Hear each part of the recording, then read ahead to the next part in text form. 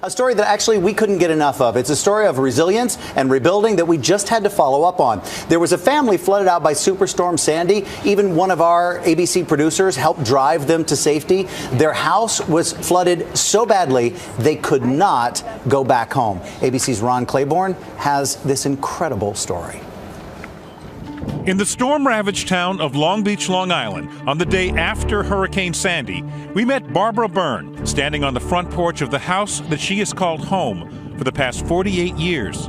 The house had 5 feet of floodwater in it, and worse, 100 gallons of home heating oil stored in her garage had spilled into the water. Mrs. Byrne wanted to go to a shelter, but her family had no way to go anywhere. Almost every car in town had been damaged by the flood. So we gave them a ride. She, her daughter Maureen, her 2 grandchildren, and McCleary, the family dog, all squeezed in with the few possessions that they could grab in a hurry. Producer John Santucci drove them to City Hall, and from there they would be able to catch a bus to that shelter. And that was the last time we saw them.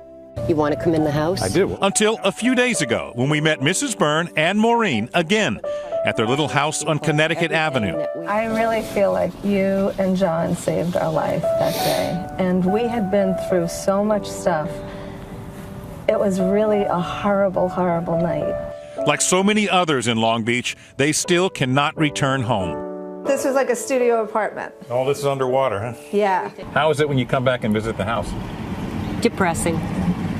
Depressing? Very depressing, yes. What is the situation with the house? Is it going to be okay?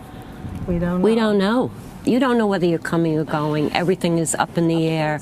You're just not thinking clearly, and that's the bottom line right now. And they told us about that terrifying night when they huddled together in their darkened home as the wind howled and the water rose. I didn't know if we were going to live through it, and the water just kept rising. When the sun came up and the water had receded, I was so grateful that we were alive and that we made it through. This is a tough, resilient family. They say 2013 will be a better year. Do you want to come back here? This is my home. I love Long Beach. I do want to come back, yes. I think that Long Beach is going to shine even brighter than it was. In the new year, huh? Yeah, Yes. The spirit of Long Beach is really what makes this town what this town is. It's not the houses, it's not the buildings, it's the spirit of the people. For Good Morning America, Ron Claiborne, ABC News, Long Beach, New York.